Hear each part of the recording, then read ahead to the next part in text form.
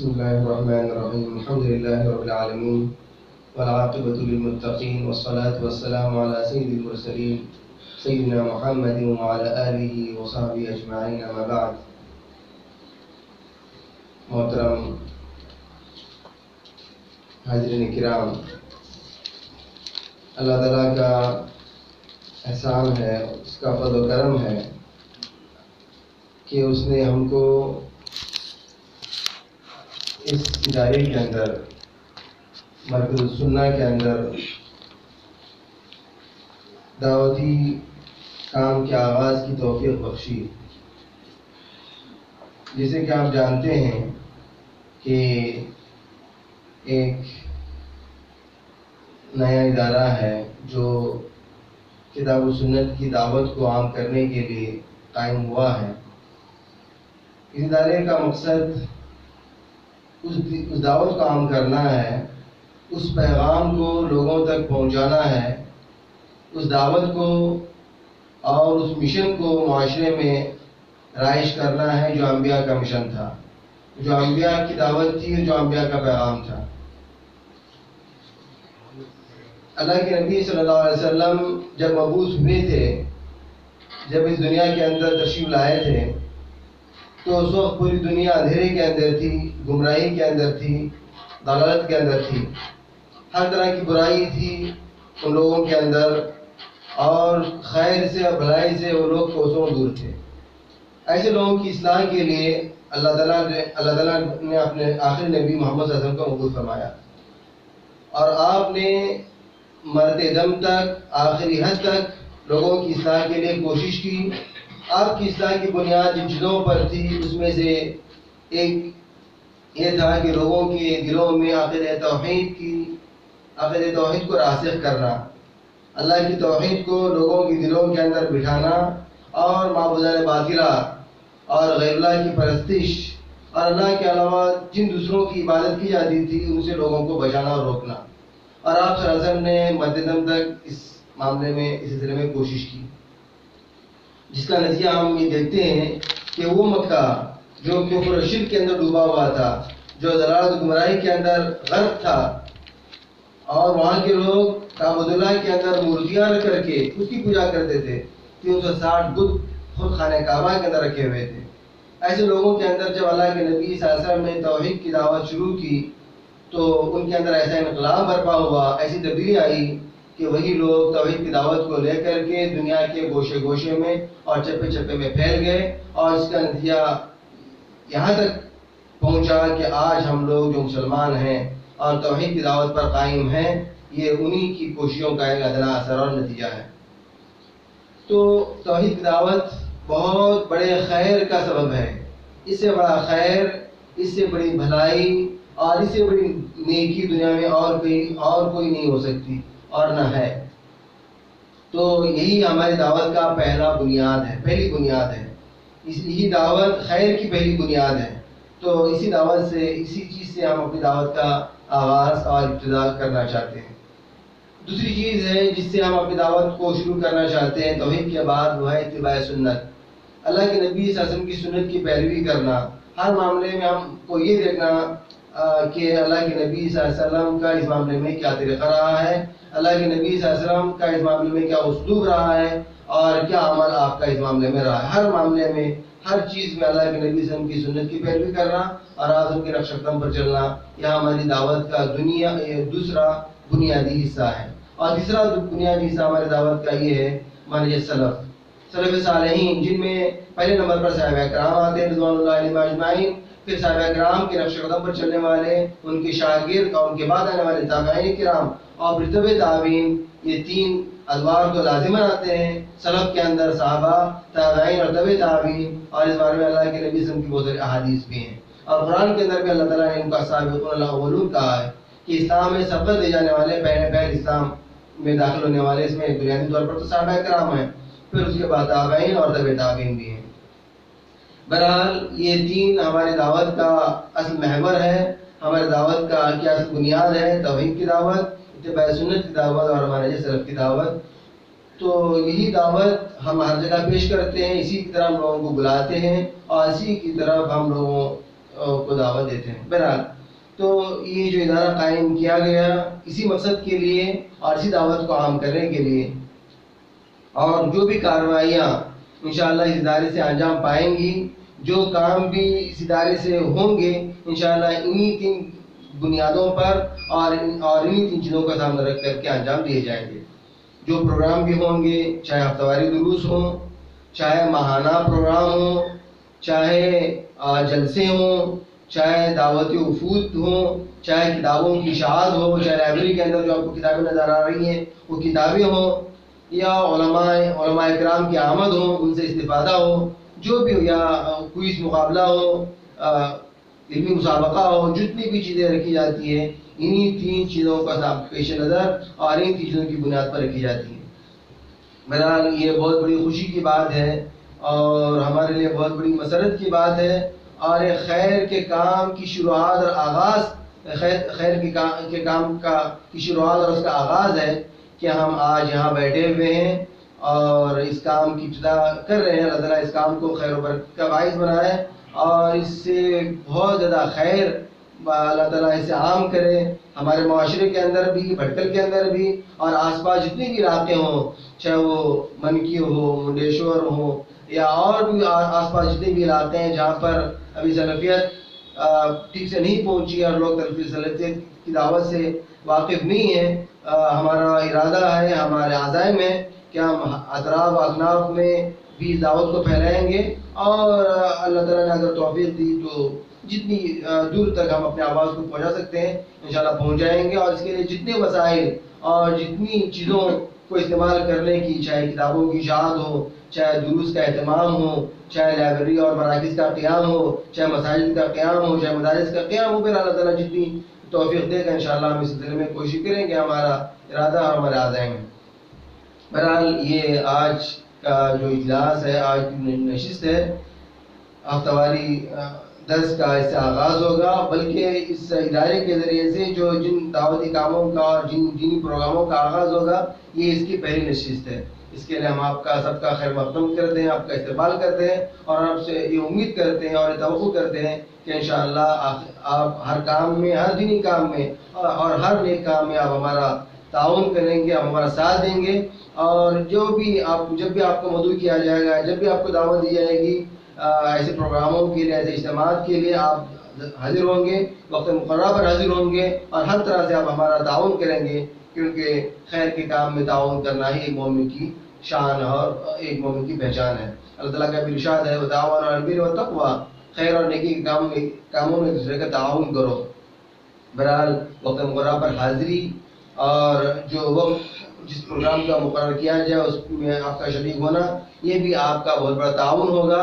اور پھر آپ اپنے ساتھ اپنے احباب کو لے آئے، ہر شخص اپنے ساتھ کم سے کم ایک شخص کو بھی زائد لے ہر ہفتے، تو بھی آپ کا بہت بڑا تعاون ہوگا. آپ سوچ رہے ہوں گے کہ یہاں پر اتنی کم جگہ ہے، چھوٹی سی جگہ ہے، اتنی جگہ میں کتنے لوگ آ سکتے ہیں، لیکن اللہ تعالیٰ نے چاہا تو اور افراد کے اندر اضافہ ہوا، لوگوں کے اندر خیر کی طلب اور جستجو کے اندر اضافہ ہوا، تو انشاءاللہ جگہ فراہم کرنا اللہ تعالیٰ کے لیے کوئی بڑی بات نہیں. ہمارے لیے کمی ہو سکتی ہے، ہمارے دلوں کے اندر تنگی ہو سکتی ہے، اور ہمارے ہاتھوں کے اندر تنگی ہو سکتی ہے، ہمارے مالوں کے اندر کمی ہو سکتی ہے، لیکن اللہ تعالیٰ تو وہ ہے جس کے ہاتھوں میں آسمان اور زمین کے خزانے ہیں، آسمان اور زمین کے خزانوں کا وہ مالک ہے، اس کے بعد کسی چیز کی کمی نہیں ہے. بہرحال اللہ تعالیٰ اسباب فراہم کرنے والا ہے، وہی مسبب الاسباب ہے.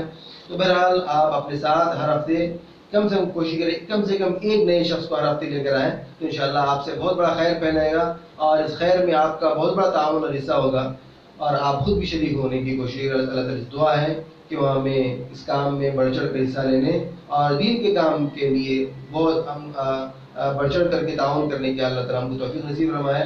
اب میں شیخ محترم شیخ اسلم مدنی حفظہ اللہ سے گزارش کرتا ہوں کہ وہ اپنے مفید کلمات سے اور اپنی نصیحتوں سے اور جو کچھ انہوں نے ہمارے لیے مواد فراہم کیا ہے ہم اس سے ہم کو مستفید کریں.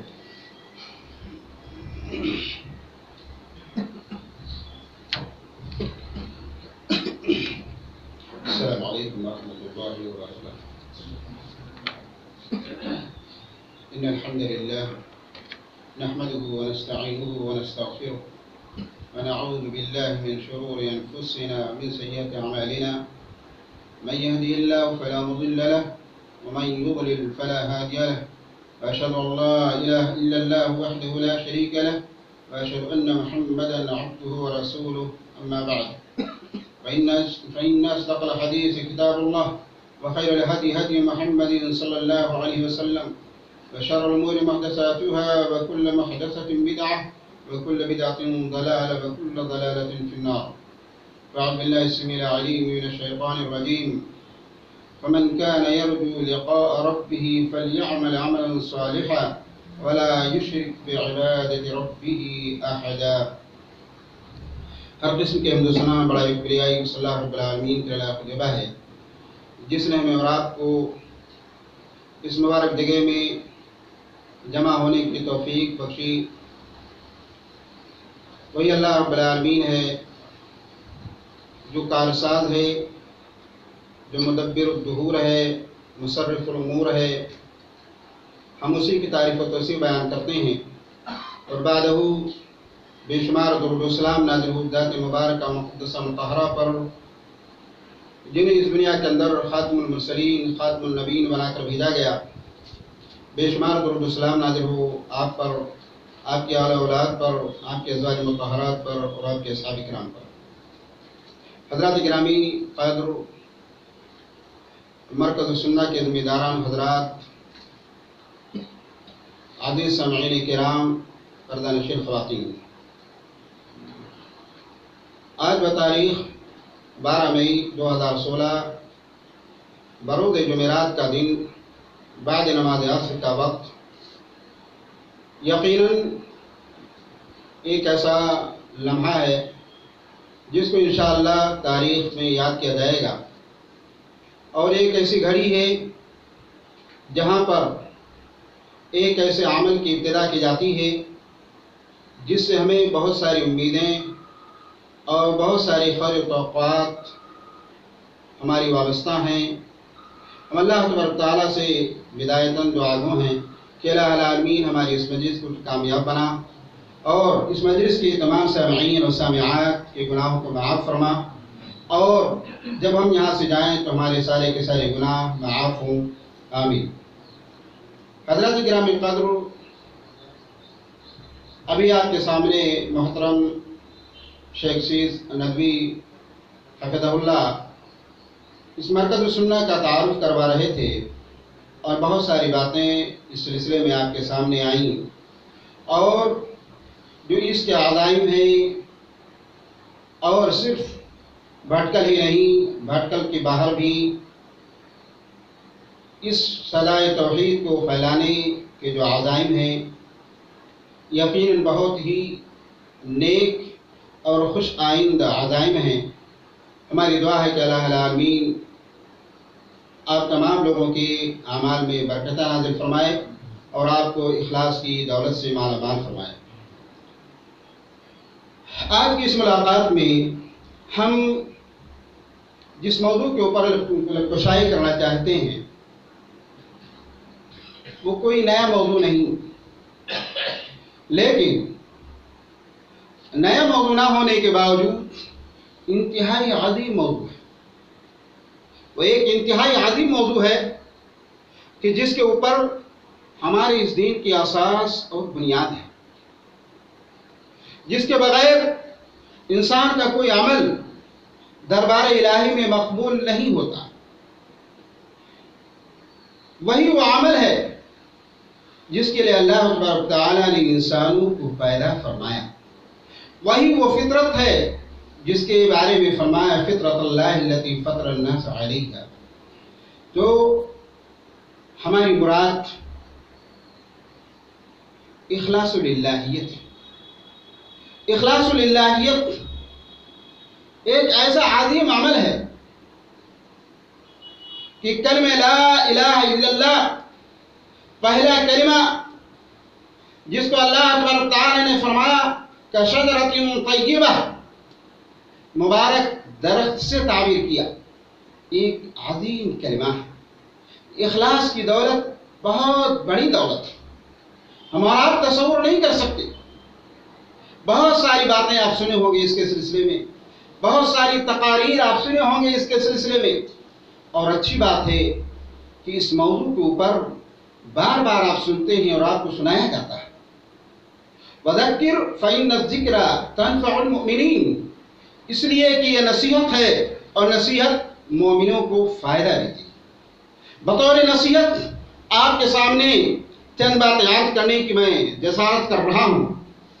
اللہ تبارک و تعالیٰ نے قرآن مجید کے اندر ارشاد فرمایا، فَمَنْ كَانَ يَرْجُو لِقَاءَ رَبِّهِ فَلْيَعْمَلْ عَمَلًا صَالِحًا، جو بھی انسان اس دنیا کے اندر آیا ہے اسے اس دنیا سے جانا ہے، اسے اس دنیا سے جانا ہے، لیکن اگر وہ چاہتا ہے کہ اللہ تبارک تعالیٰ سے ملاقات ہو، اللہ تبارک تعالیٰ کے ہاں اس کا انجام بخیر ہو، تو کیا کرے؟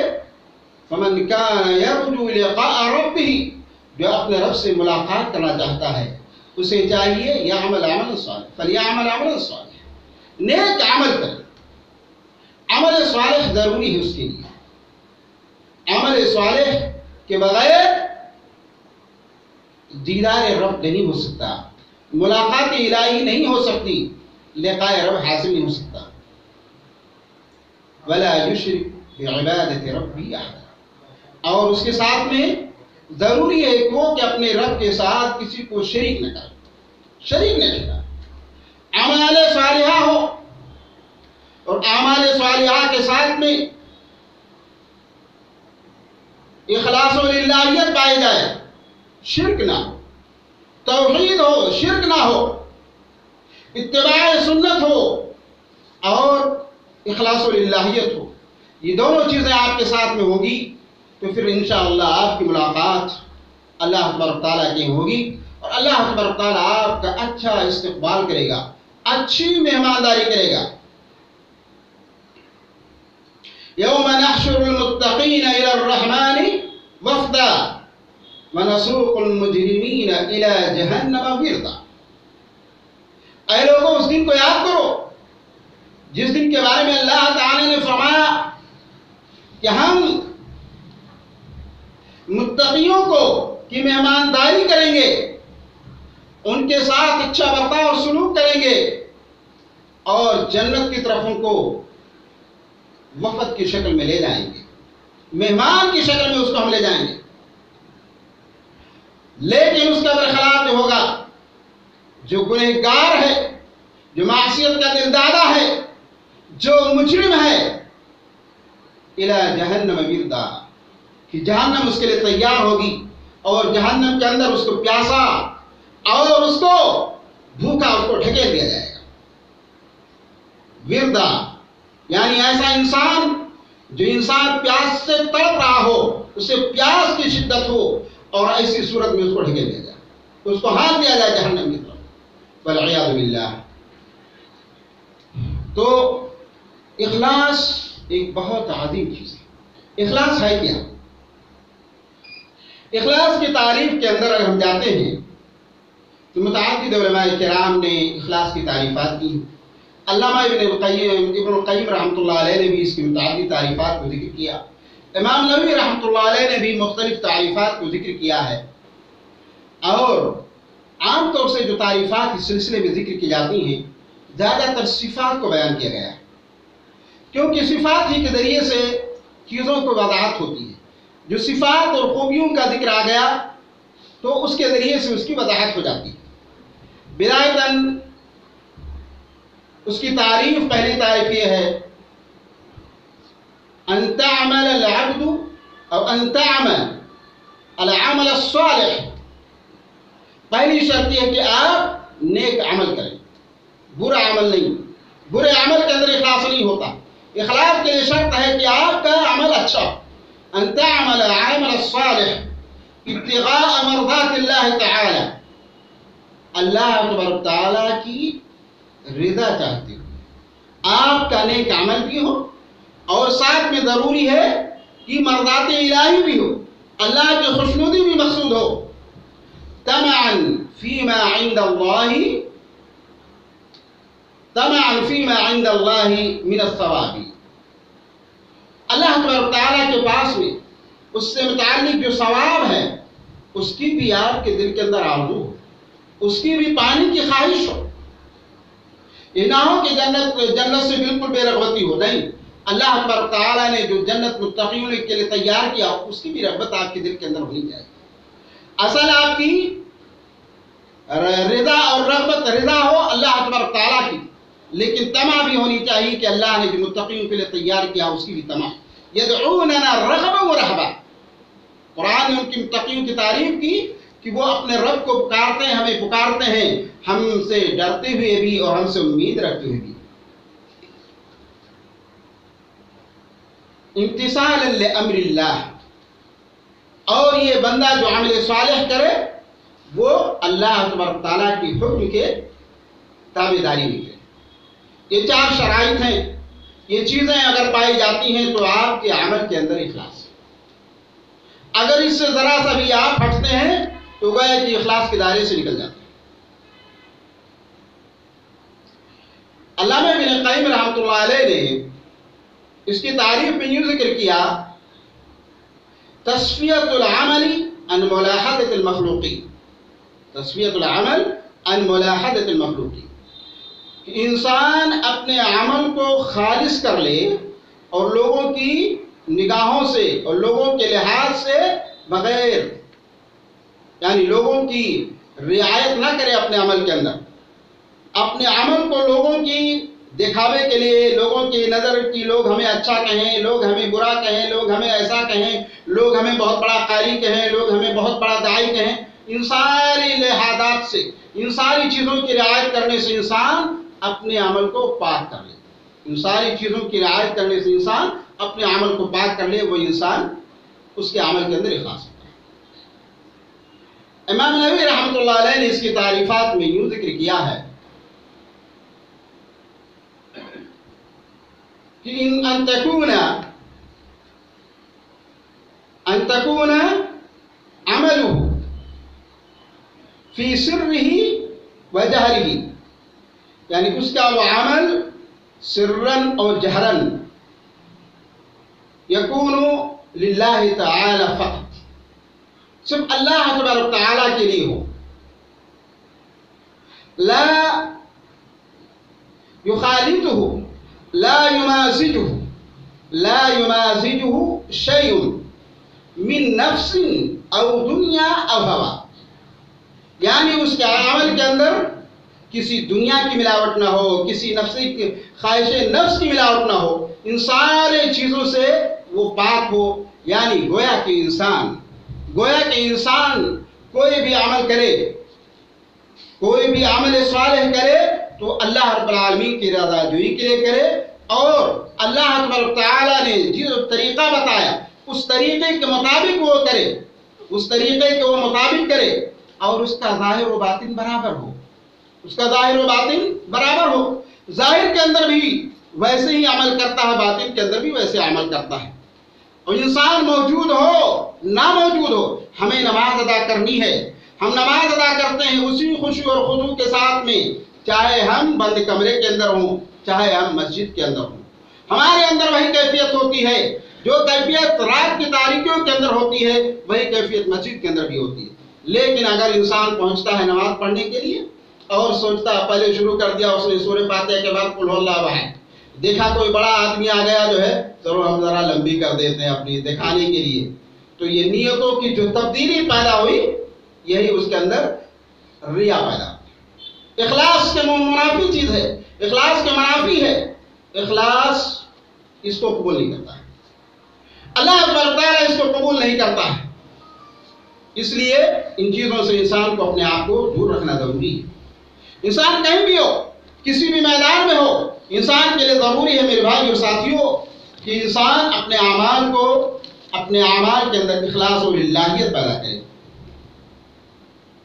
جب آپ اپنے عمل کے اندر اخلاص و للہیت پیدا کر لیں گے، اخلاص کا مطلب سمجھ میں آ گیا کہ اخلاص آپ کے عمل کے اندر صرف اللہ تبارک تعالیٰ کی رضا جوئی مقصود ہو، وہ عمل صالح ہو، اور اس عمل کے اندر آپ چاہے ظاہر میں کریں باطن میں کریں، آپ ایک ہی انداز میں اس کو ادا کریں، اور اس سے کوئی دنیا کا حصول مقصود نہ ہو، کسی کو دکھاوا مقصود نہ ہو، پھر آپ کا عمل اخلاص ہے۔ اللہ تبارک تعالیٰ نے قرآن مجید کے اندر بے شمار آیات میں اور نبی پاک صلی اللہ علیہ وسلم نے متعدد احادیث کے اندر اخلاص کی فضیلتوں کو بیان کیا ہے، اخلاص کی اہمیت کو اجاگر کیا ہے۔ سورۃ البینہ کو اٹھا کر دیکھ لیجیے، اللہ تبارک تعالیٰ نے فرمایا وَمَا أُمِرُوا إِلَّا لِيَعْبُدُوا اللَّهَ مُخْلِصِينَ لَهُ الدِّينَ، لوگوں کو حکم دیا گیا ہے کہ وہ صرف اللہ کی عبادت کریں، اس کے لیے دین خالص کریں۔ فَاعْبُدِ اللَّهَ مُخْلِصًا لَهُ الدِّينَ، دوسری جگہ اللہ نے فرمایا کہ اے لوگو، اے مسلمانوں، اللہ کی عبادت کرو، فَاعْبُدِ اللَّهَ مُخْلِصًا لَهُ الدِّينَ، اس کے لیے دین کو خالص کریں۔ تو خلوص نیت اور خلوص للہیت، دین کا کوئی بھی عمل ہو، چاہے وہ دعوت کا میدان ہو، چاہے وہ نماز کا میدان ہو، چاہے وہ حفظ کا میدان ہو، چاہے وہ انسان کسی بھی میدان کے اندر ہو، اس کے لیے ضروری ہے کہ وہ حسن نیت رکھے۔ حتیٰ کہ عبادات سے لے کر کے نکل کر آپ اگر معاملات کے میدان میں گھستے ہیں اور وہاں بھی حسن نیت آپ کے ساتھ ہوتی ہے تو وہی آپ کا معاملہ عبادتوں میں تبدیل ہو جاتا ہے۔ آپ اپنے بیوی کے ساتھ میں حسن سلوک کرتے ہیں اس نیت سے کہ اللہ تعالیٰ نے حکم دیا ہے، تو وہ آپ کا معاملہ نیکیوں کے اندر شمار ہوتا ہے۔ حتیٰ کہ حدیث کے اندر آیا کہ انسان اپنے بیوی کے منہ میں جو لقمہ ڈالتا ہے اس پر بھی اسے اجر و ثواب دیا جاتا ہے۔ تو اللہ تبارک تعالیٰ نیتوں کو دیکھتا ہے، اصل مرجع و مابع انسان کی نیتوں کے اوپر ہے۔ اللہ تبارک تعالیٰ انسان کی جسم، شاخ، اس کی بناوٹ، اس کے رنگ، اس کی نسل، اس کے کلر، اس کی طرف اس کی اہمیت نہیں ہوتی۔ اس رب الجلال کے یہاں اس کی کوئی اہمیت نہیں۔ ان اللہ لا ينظر الى صورکم ولا الى اجسادکم ولكن ينظر الى قلوبکم واعمالکم۔ میرے بھائی اور ساتھیوں، آپ سوچتے ہوں گے اخلاص کی اہمیت اتنی عظیم ہے کہ آپ اگر بیان کرتے جاؤ تو پوری کے پورے گھنٹے 2 گھنٹے آپ کے سامنے چلے جائیں گے، لیکن میں کچھ فوائد آپ کے سامنے ذکر کروں گا، اور قبل اس کے کہ اس فوائد میں جاؤں میں ایک حدیث آپ کے سامنے ذکر کرتا ہوں جس کو امام ترمذی رحمۃ اللہ علیہ نے ذکر کیا ہے، اور حافظ ابن حجر رحمۃ اللہ علیہ نے فتح الباری کے اندر بھی ذکر کیا ہے، اور بعض علماء کرام نے اس کی تحسین کی ہے، اور دکتور صالح المغامسی نے بھی اپنی مجالس کے اندر اس حدیث کو ذکر کیا ہے اور اس کی تحسین کی ہے۔ حدیث یوں ہے، جب اللہ تبارک تعالیٰ نے زمین کو پیدا کیا، زمین ہلنے لگی، زمین کے اندر حرکت پیدا ہو گئی، رکنے کا نام نہیں لے رہی زمین۔ فرشتوں نے اللہ تبارک تعالیٰ نے جبال کو پیدا کیا، پہاڑ کو پیدا کیا اور میگھوں کی طرح گاڑ دیا کہ زمین کی حرکت بند۔ فرشتوں نے عرض کیا اللہ تعالیٰ، اے پروردگار، اے رب، کیا تیری مخلوقات میں پہاڑ سے بھی سخت کوئی مخلوق ہے؟ کیا تیری مخلوقات میں پہاڑ سے بھی کوئی سخت مخلوق ہے؟ کہا جی ہاں، لوہا۔ میری مخلوقات میں پہاڑ سے بھی سخت ہے لوہا۔ فرشتوں نے عرض کیا رب ذوالجلال، کیا لوہے سے بھی زیادہ سخت کہ تیری مخلوقات میں کوئی مخلوق ہے؟ کہا آگ۔ پھر عرض ہوا، فرشتوں نے عرض کیا پروردگار، تیری مخلوقات میں آگ سے بھی کیا کوئی سخت مخلوق ہے؟ تو عرض ہوا پانی۔ پانی کتنا بھی جلتا ہوا لوہا رہے، کتنا بھی لوہے کے بعد میں آگ، آگ کے بعد پانی۔ پھر فرشتوں نے عرض کیا کہ پروردگار، کیا اس سے بھی بڑی کوئی مخلوق ہے؟ اس سے بھی اشد سخت کوئی مخلوق ہے؟ تو عرض ہوا کہ ہوا، ہوا اس سے بھی سخت ہے۔ اللہ اکبر۔ پھر فرشتوں نے عرض کیا اے پروردگار، اس سے بھی سخت کوئی مخلوق ہے تیری سرزمین کے اندر، تیری مخلوقات کے اندر؟ کیا اس سے بھی کوئی مخلوق، کوئی عظیم مخلوق پائی جاتی ہے؟ تو کہا جی ہاں، کہا انسان، ابن آدم، ابن آدم، اور وہ ابن آدم جو کہ اپنے دائیں ہاتھ سے خرچ کرتا ہے، بائیں ہاتھ کو خبر نہیں ہوتی، وہ انسان جو اپنے دائیں ہاتھ سے خرچ کرتا ہے اور بائیں کو خبر نہیں ہوتی۔ سبحان اللہ۔ یعنی انسان اپنے عمل کے اندر اس قدر پوشیدگی اپنائے، اخلاص اپنائے، للہیت اپنائے، تو وہ ان ساری چیزوں سے عظیم چیز ہے۔ بتانا مقصود یہ ہے کہ یہ اخلاص بہت ہی عظیم چیز ہے، اخلاص بہت ہی عظیم چیز ہے۔ اسی لیے جب حضرت موسیٰ علیہ السلام نے کہا کہ اے رب ذوالجلال، ہمیں کوئی وظیفہ بتائیے، ہمیں کوئی دعا بتائیے جس کے ذریعے سے میں تجھے یاد کرتا رہوں، تو کہے اے موسیٰ تم وہی کہو لا الہ الا اللہ وحدہ لا شریک لہ لہ الملک ولہ الحمد وہو علی کل شیء قدیر۔ تو حضرت موسیٰ علیہ السلام نے سمجھا تو یہ تو سارے لوگ کہتے ہیں، تو کہا میرے پروردگار یہ تو سارے بندے کہتے ہیں۔ اللہ تبارک تعالیٰ نے فرمایا، حدیث میں آیا، حدیث قدسی کے اندر جو ہے کہ اے موسیٰ، اگر اس جملے کو، اگر اس کلمے کو ایک پلڑے کے اندر رکھ دیا جائے اور دوسرے پلڑے کے اندر پوری آسمان و زمین اور آسمان و زمین کی ساری چیزوں کو رکھ دیا جائے تو بھی یہ کلمہ، یہ پلڑا جو ہے بھاری ہو جائے گا، یہ پلڑا وزنی ہو جائے گا۔ تو کلمہ اخلاص بہت عظیم چیز ہے۔ کلمہ اخلاص کی برکت ہے کہ آپ کے گناہوں کی مغفرت ہوگی، اس کے ذریعے سے آپ اپنے گناہوں کی معافی کروا سکتے ہیں۔ کون ایسا انسان میں سے نہیں جو گناہوں کے گناہ جس سے سرزد نہیں ہوتے؟ کون ایسی عورت ہے جس سے گناہ سرزد نہیں ہوتے؟ کل بنی آدم خطاء وخیر الخطائین التوابون۔ لیکن میرے بھائی اور ساتھیوں، ذرا اس واقعے کو دیکھیے، غور کیجیے۔ آپ کے ذہن و دماغ کو میں موڑنا چاہوں گا۔ صحیح مسلم کی روایت ہے، سنن نسائی کی روایت ہے، جس میں واقعہ آتا ہے کہ بنو اسرائیل کے زمانے کے اندر بنو اسرائیل میں ایک باغیہ عورت تھی، ایک فاحشہ عورت تھی، زانیہ عورت تھی۔ اس نے ایک کتے کو دیکھا، ایک کنویں کے ارد گرد مڑیر کے ان کے پاس میں ایک کنویں کو دیکھا، پیاسے کتے کو دیکھا، پیاسے کتے کو دیکھا کنویں کے پاس میں، جس کی زبان باہر نکل ہوئی رہی تھی، قریب تھا کہ وہ مر جائے۔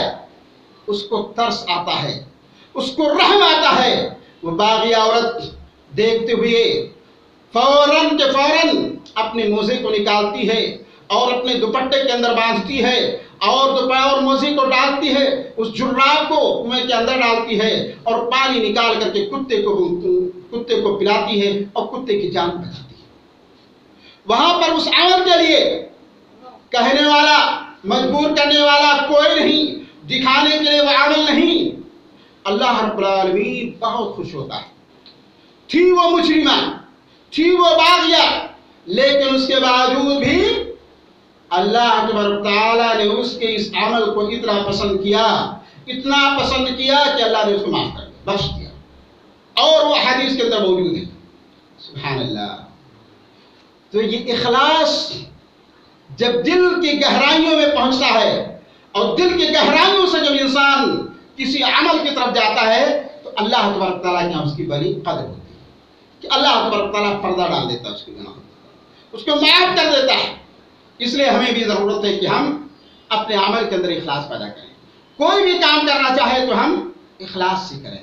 کتنے ایسے لوگ آج ہیں حج کرنے والے جاتے ہیں، کتنا ایسے نمازی ہیں نماز پڑھنے جاتے ہیں، مگر نمازوں کے بارے میں آتا ہے کوئی 10واں حصہ لے کر آتا ہے، کسی کو ربع حصہ ملتا، کسی کو ثمن ملتا، کسی کو سدس ملتا، کسی کو پورا ملتا، کسی کو ہاف ملتا۔ نماز ہر کوئی پڑھتا، شکلن سارے کے سارے کھڑے ہوتے، حج کرنے سارے کے سارے لوگ چلے جاتے ہیں، مگر اس میں بہت کم ہی لوگ ایسے ہوتے ہیں جو کہ حج مبرور ان کو عنایت کیا جاتا ہے۔ تو شکل ایک ہونے سے بات نہیں ہوتی ہے، اصل اس کے عمل کے اندر خلوص للہیت کی قدر ہوتی ہے۔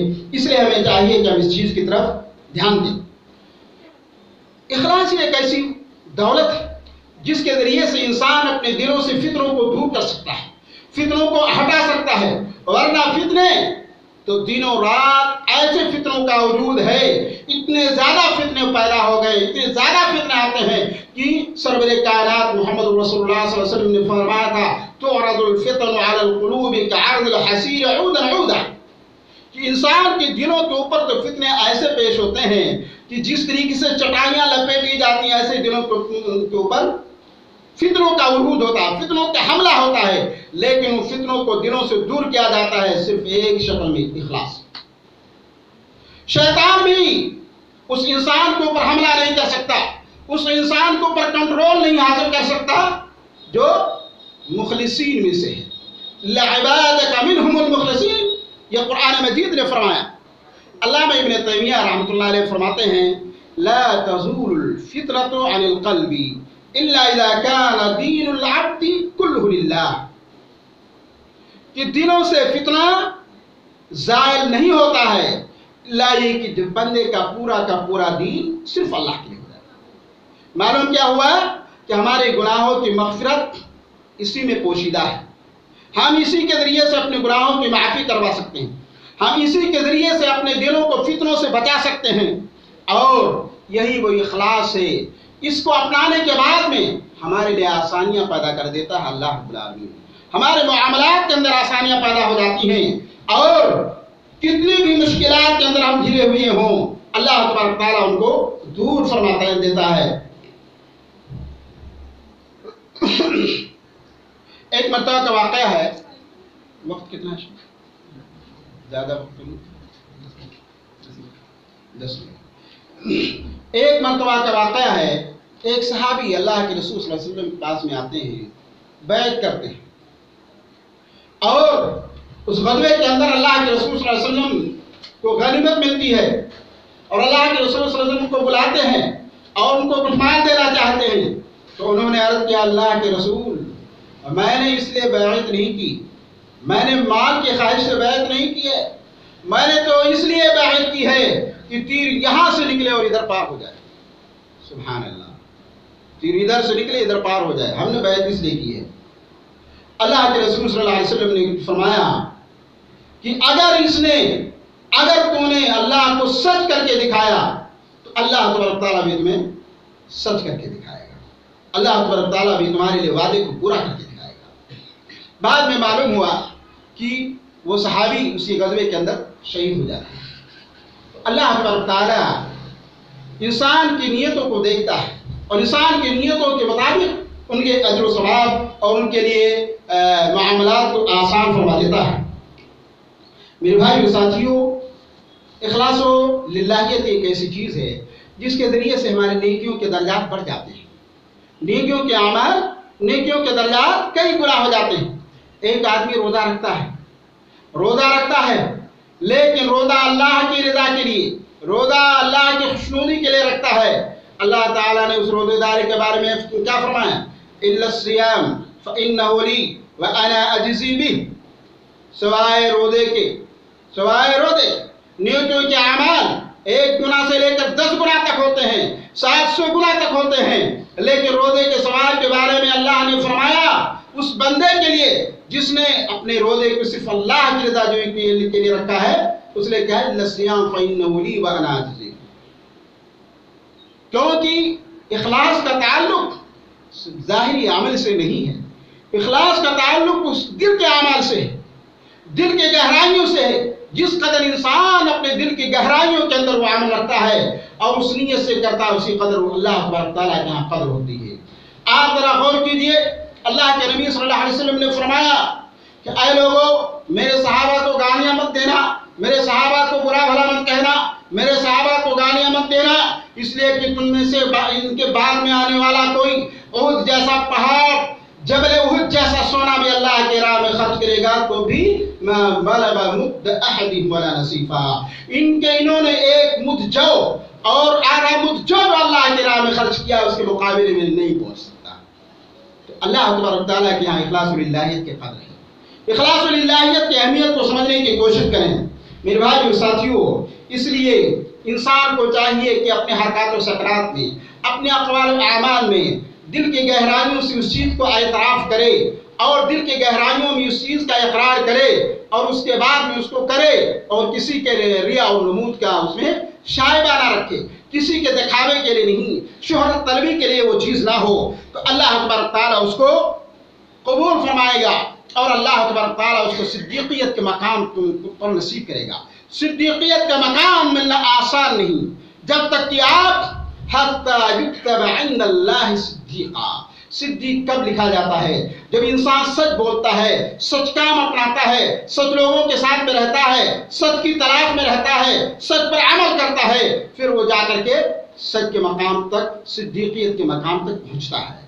تو یہی وہ اخلاص للہ یہ تھے، اس کی بدولت آپ صدیق کے مقام تک پہنچ سکتے ہیں۔ میرے بھائی اور ساتھیوں، یہی وہ چیز ہے جس کی بدولت آپ کی دعائیں بھی قبول ہوتی ہیں۔ آپ کی دعاؤں کی قبولیت کے ذریعے بھی اسی میں ہیں۔ اگر آپ کے عمل کے اندر اخلاص نہیں، آپ کے عمل کے اندر للہیت نہیں، تو وہ بارگاہ عزت کے اندر وہ دعائیں مردود ہو جاتی ہیں۔ آپ کے ذہن و دماغ کو میں ذرا تاریخ کے صفحات پہ لے چلوں اور احادیث کے اوراق کی طرف لے جاؤں گا۔ آپ ذرا غور کیجئے، صحیح بخاری اور صحیح مسلم کے واقعے میں آتا ہے اور دوسری احادیث کی کتابوں کے اندر کہ 3 آدمی جا رہے تھے، شام ہو گئی، ایک غار کے اندر پناہ لیا، یا بارش ہونے لگی، ایک غار کے اندر پناہ لے لیا، اتفاق سے اوپر سے ایک بڑا سا پتھر آیا اور غار کے دہانے کو بند کر دیا، غار کے منہ کو بند کر دیا۔ انہوں نے کہا اب اس سے نجات ممکن نہیں، اب تو ہم لوگوں کی موت ہو جائے گی، ہم نجات نہیں پا سکتے یہاں پر۔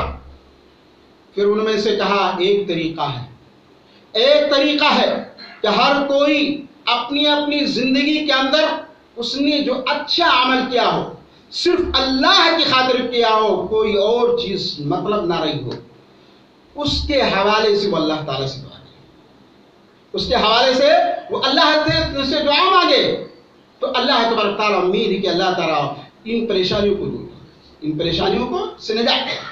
اور نتیجہ یہ ہوا کہ اس میں ایک آدمی نے، واقعہ لمبا ہے، جس میں ایک آدمی ہے کہ بکری چرانے والا تھا، اپنے ماں باپ کے ساتھ حسن سلوک کرنے والا تھا۔ رات میں جب پہنچا اور دودھ دو کر کے پہنچا تو دیکھا اس کے ماں باپ سو چکے ہیں اور وہ دودھ کا برتن، دودھ صبح تک لیے کھڑا رہا، انتظار کرتا رہا کہ والدین جاگیں گے، اس کے بعد پلائیں گے، پھر اپنے بچوں کو پلائیں گے۔ یہ واقعہ آپ کو یاد ہوگا۔ اسی طریقے سے ایک دوسرا آدمی تھا جسے کہ اپنی چچا کی بیٹی سے پیار تھا اور سب معاملہ کرنے کے اوپر تیار ہو گیا، اور وہاں پر آخری مرحلے پر پہنچنے کے بعد اللہ کا تقویٰ اس کے دل کے اندر آتا ہو، وہ معاملہ، وہ برائی سے اپنے آپ کو روک لیتا اور اس کا چلا آتا ہے۔ تیسرا وہ انسان تھا جس کے پاس کے ایک مزدور تھا، اپنی مزدوری لیے بغیر وہ چلا گیا تھا اور اس کی تھوڑی سی مزدوری کو وہ مالک اس میں تجارت کیا، اس مال کو بڑھایا، یہاں تک کہ ایک بہت زمانے کے بعد جب واپس آتا ہے تو دیکھتا ہے، کہتا ہے کہ میری مزدوری دے دو، میری مزدوری دے دو۔ مزدوری طلب کرنے پہ کہا یہ سارے کے سارے جو ریوڑ دیکھ رہے ہو، جانوروں کے جو ریوڑات آپ کو نظر آ رہے ہیں، زمینیں نظر آ رہی ہیں، سب کچھ تمہاری لے جاؤ، یہ سب لے جاؤ، تمہاری ہیں۔ کہا میرے ساتھ مذاق کر رہے ہو؟ کہا نہیں، میں مذاق نہیں کر رہا ہوں۔ تو تینوں نے اپنے نیک اعمال کا حوالہ دیا اور کہا اے رب ذوالجلال، اے رب ذوالجلال، ہم نے یہ عمل صرف تیری رضا کے لیے کیا تھا، کسی کے دکھاوے کے لیے نہیں، کسی کی ریا و نمود کے لیے نہیں، یا کسی کی زبردستی کے اوپر نہیں، ہم نے صرف تیرے لیے کیا تھا، اے اللہ تو ہماری پریشانی کو دے۔ اللہ تینوں نے دعائیں کی اور تھوڑا تھوڑا جو ہر ایک کی دعاؤں کے بعد میں جو ہے وہ پتھر ہٹتا رہا۔ جب تینوں کی دعائیں مکمل ہو گئی تو دروازہ بھی ان کے لیے کھل گیا اور نکل گیا۔ سبحان اللہ۔ تو یہ دعا، یہ اخلاص، یہ بہت ہی عظیم چیز ہے، اس کی اہمیت کو ہمیں سمجھنے کی ضرورت ہے میرے بھائی اور ساتھیوں۔ یہی اخلاص ہے جن کے ذریعے سے برکتوں کا نزول ہوتا ہے۔ انسان تجارت بھی کرتا ہے، انسان تجارت کرتا ہے، لیکن تجارت بھی اگر اخلاص کے ساتھ میں کرے، اس میں بے ایمانی نہ کرے، اس میں دھوکہ دھڑی سے کام نہ لے، چیٹنگ نہ کرے، کسی کے ساتھ غش نہ کرے، تو اللہ تعالیٰ اس میں برکت نازل فرماتا ہے۔ لیکن اگر جہاں مکاریاں کیا، اس نے دھوکہ دیا، جھوٹ بول کر کے ڈپلیکیٹ کو اصلی کہا، تو پھر برکتیں ختم ہو جاتی ہیں، کیونکہ حدیث میں اللہ کے نبی نے فرمایا فَإِن صَدَّقَا وَبَيَّنَا بُورِكَ لَهُمَا فِي بَيْعِهِمَا، اگر دونوں نے صداقت سے کام لیا، دونوں نے معاملے کو بیان کر دیا، تو ان کے جو ہے خرید و فروخت کے اندر برکتوں کا نزول ہوتا ہے۔ میرے بھائی اور ساتھیوں، آپ کو معلوم ہونا چاہیے کہ اللہ تبارک تعالیٰ یہ اخلاص ایک ایسی چیز ہے جس کے ذریعے سے آپ کی مدد فرماتا ہے، آپ کے فوجوں کی مدد ہوتی ہے۔ اللہ کے نبی صلی اللہ علیہ وسلم نے حدیث میں فرمایا انما ينصر الله هذه الامه بضعيفها بدعوتهم وصلاتهم واخلاصهم، صحیح الجامع۔ یعنی اللہ کے نبی صلی اللہ علیہ وسلم نے فرمایا کہ اللہ تبارک تعالیٰ اس امت کی مدد فرماتا ہے، اللہ تبارک تعالیٰ اس امت کی مدد فرماتا ہے ان کے کمزور لوگوں کی وجہ سے، اور ان کمزور لوگوں کے دعاؤں سے، ان کی نمازوں سے اور ان کے اخلاص، یہ کمزور لوگوں کے اندر جو خلوص پایا جاتا ہے اس کی بدولت اللہ تبارک تعالیٰ اس امت کی مدد فرماتا ہے۔ میرے بھائی اور ساتھیوں، یہی وہ ذریعہ ہے، یہی وہ سبب ہے جس کے ذریعے سے آپ اللہ تبارک تعالیٰ کی رضا حاصل کر کے جنت کو پا سکتے ہیں، جنت کو آپ حاصل کر سکتے ہیں۔ آپ سوچتے ہوں گے اس کے علاوہ بہت سارے فوائد ہیں جن کو وقت کی تنگ دمانی کی وجہ سے میں ذکر نہیں کر سکتا، مگر آپ کے دل کے اندر یہ چیز پیدا نہیں ہونی چاہیے کہ آپ اتنی بڑی چیز ہے اخلاص کہ آپ عمل نہیں کر سکتے۔ نہیں، اللہ تبارک تعالیٰ نے ایسی چیز مکلف بھی نہیں کیا بندے کو جس کی انسان نہ کر سکے۔ انسان کی طاقت میں ہے، انسان کی استطاعت میں ہے کہ اخلاص و للہیت کو اپنا سکے۔ وَمَا جَعَلَ عَلَيْكُمْ فِي الدِّينِ مِنْ حَرَجٍ، لیکن آپ مخلص بن کیسے کر سکتے ہیں؟ اخلاص آئے آپ کے اندر کیسے؟ ذرا وہ بھی تو ایک پوائنٹ کی شکل میں آپ سنتے جائیے۔ آپ جس قدر اللہ کی معرفت حاصل کریں گے، اللہ کے اسم و صفات کی معرفت حاصل کریں گے، اللہ کی عظیم قدرتوں کے بارے میں غور کریں گے، آپ کے اندر معرفت الہی پیدا ہوگی۔ جس قدر معرفت الہی پیدا ہوگی اس قدر اللہ کی محبت آپ کے دلوں کے اندر آئے گی اور آپ کے دلوں کے اندر اخلاص پیدا ہوگا۔ اسی طریقے سے آپ مخلوقات کے اندر بھی غور کیجئے، انسانوں کے اوپر بھی غور کیجئے کہ انسان کتنا ضعیف ہے، کتنا کمزور ہے، کہ ذرا سی اگر آندھی تیز چل جائے، گرم ہوا چل جائے تو انسان مرنے لگتے ہیں۔ کتنا کمزور ہے انسان، انسان کو ایک ہلکی پھلکی دوا دے کر کے رحم مادر کے اندر ختم کر دیا جاتا ہے۔ کتنا کمزور ہے انسان، انسان کے پاس اتنی ترقی کرنے کے باوجود بھی دنیا کے انسان اتنی ترقی کرنے کے باوجود بھی سامنے رہتے ہیں، کوئی آسمانی آفت نہ آ جائے، کوئی اللہ تبارک تعالیٰ کی طرف سے عذاب نہ آ جائے تو انسان اپنی ضعف اور اپنی خلقت کے اوپر بھی انسان غور کرتا رہے۔ اسی طریقے سے اللہ تبارک تعالیٰ نے مخلصین کے لیے جو فضائل، جو ان کے درجات متعین کیے ہیں قرآن و حدیث کے اندر، آپ ان پہ ذرا غور کیجیے، ان کو پڑھیے، جنتیوں کی تعریفات کو پڑھیے، جنت کی خصوصیات کو پڑھیے، متقیوں کی خصوصیات کو پڑھیے، تو آپ کے اندر انشاءاللہ اخلاص پیدا ہوگا، للہیت پیدا ہوگی۔ آپ کو میں بتاؤں، حضرت زین العابدین کون ہیں؟ حضرت علی بن حسین بن علی، حضرت علی رضی اللہ تعالیٰ عنہ کے پوتے، ان کے بارے میں آتا ہے نسب کے طور پر اتنے اعلیٰ گھرانے کے تھے، نبی آل نبی سے جن کا تعلق ہے، اس کے باوجود کیا کرتے؟ راتوں کے اندر اٹھتے اور اپنے پیٹھ کے اوپر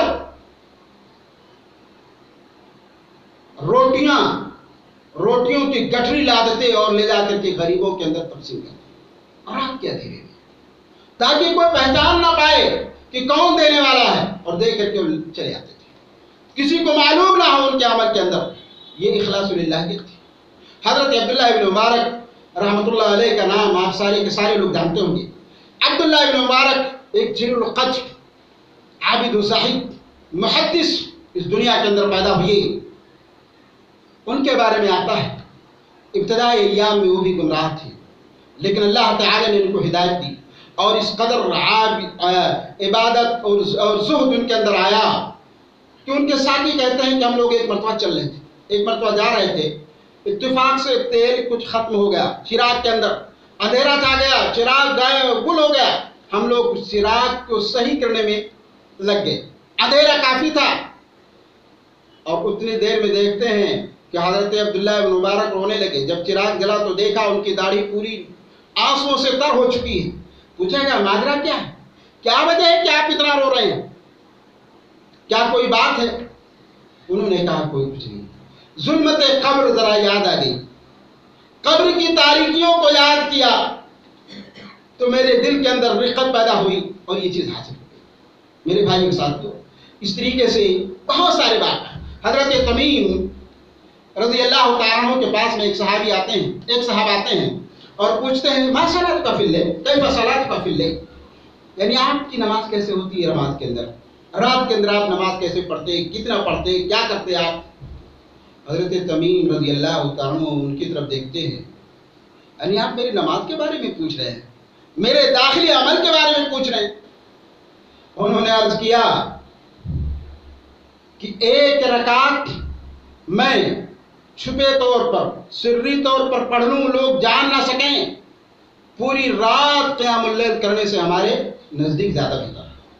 اور تم مجھ سے پوچھ رہے ہو کہ تمہاری نماز کی کیفیت کیا؟ نماز آج لوگ تھوڑا سا صدقہ کر دیتے ہیں تو ڈیڈورا پیٹتے ہیں، پوسٹر لگواتے ہیں، آج حج کر کے آتے ہیں تو حاجی ان کے سامنے ٹائٹل لگوا لیتے ہیں بھائی فلاں حاجی آئے ہیں.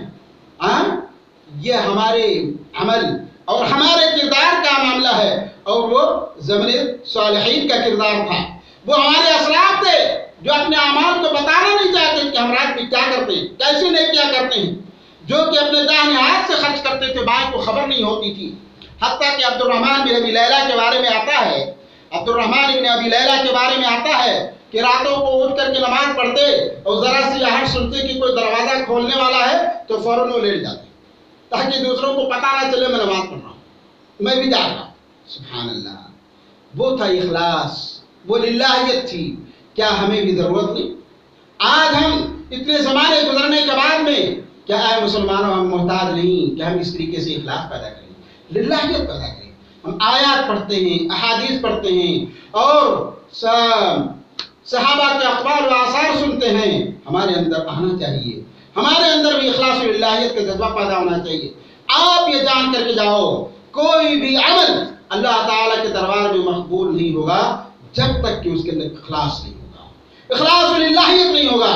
خواہ مرد ہو یا عورت، کوئی بھی اس دنیا کے اندر عمل کرے، کتنا بھی نیک عمل کرے، کتنے بھی نماز پڑھ کر کے جاؤ دنیا سے، لیکن اگر اخلاص و للہیت نہیں ہے تو خدا کی قسم، اللہ کی قسم، وہ عمل اللہ تعالیٰ کے قبول نہیں ہوگا. وَقَدِمْنَا إِلَىٰ مَا عَمِلُوا مِنْ عَمَلٍ فَجَعَلْنَاهُ هَبَاءً مَّنثُورًا. جب اتہامہ جیسا انسان لے کر کے آئے گا، پہاڑوں کے مانند نیکیاں لے کر آئے گا، مگر اس کے اندر اخلاص نہیں ہوگا، ریا ہوگا، تو کیا ہوگا؟ اللہ تعالیٰ اس کو کہتا ہے ہباء منصورا، ہباء منصور ہو جائے گا، اس کی کوئی قیمت نہیں. جیسے ہوائیں اڑا لے جاتی ہیں، ذرات کو اڑا لے جاتی ہیں، ایسے انسان کا عمل ختم ہو جائے گا، کوئی قیمت نہیں ہوگی. اس لیے اے مسلمانوں، اے مومنہ عورتوں، تمہارے اعمال کی قدر و قیمت اس وقت ہے جب کہ تمہارے اعمال کے اندر اخلاص و للہیت ہو. اگر اس کے ذریعے سے آپ وابستہ ہو گئیں، یہ چیزیں آپ کے دلوں کے اندر پیدا ہو گئیں، آپ کے اعمال کے اندر پیدا ہو گئیں، تو انشاءاللہ ہم مقبول ہو جائیں گے، ہمارا اعمال مقبول ہو جائیں گے.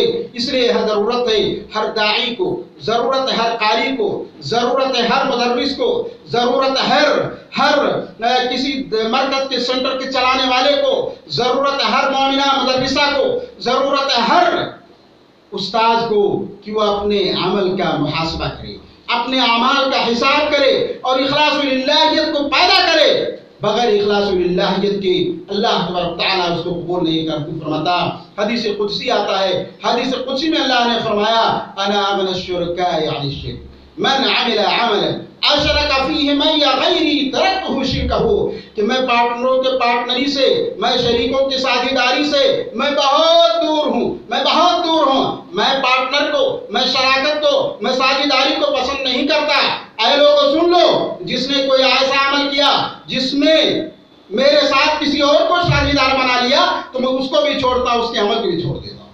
اللہ اللہ تبارک تعالیٰ سے دعا ہے کہ العالمین ہمیں زیادہ سے زیادہ اپنے اعمال کے اندر اخلاص للہیت اپنانے کی توفیق عنایت فرما دے. العالمین تمہارے گناہوں کو معاف فرما دے. العالمین ہمیں کہنے سے زیادہ کرنے والا اور سننے سے زیادہ عمل کرنے والا بنا دے. وآخر دعوانا الحمدللہ رب العالمین وصلی اللہ وسلم علی نبینا محمد وعلی آلہ وصحبہ اجمعین. جزاکم اللہ خیر، احسن الجزا. شیخ نے جو مفید باتیں ارشاد فرمائی ہیں، میں امید کرتا ہوں کہ آپ نے ان کو بہت سماعت فرمایا ہے اور آپ انشاءاللہ ان باتوں پر عمل کریں گے، اور جو باتیں بھی انشاءاللہ آپ یہاں سے سنیں گے دین کی کتاب و سنت کی، انشاءاللہ آپ عمل کی جذبے سے سنیں گے اور اس پر عمل کریں گے.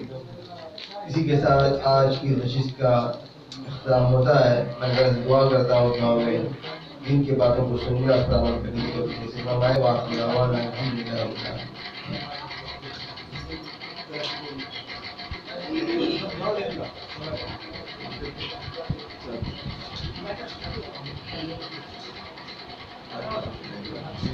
آپ نے کافی ٹائم لے لیا، آپ میرا ٹائم لے لیا.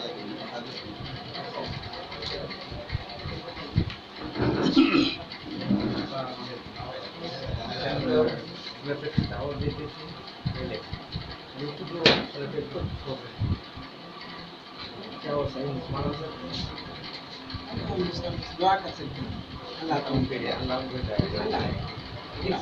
کوشش کریں گے کبھی ان کو تنہائی میں بیٹھ کر کے ماحول نور گزار کے اگر نہیں سدھرتے ہیں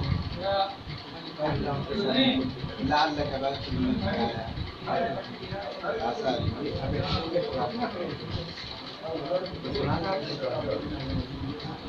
حقیقت یہی ہے اس سے گھبرانا نہیں ہے. گھبرائیے نہیں آپ لوگ، انشاءاللہ جو قدم لے کر چلے ہیں اللہ تعالیٰ آپ کو ثابت قدم بنائے.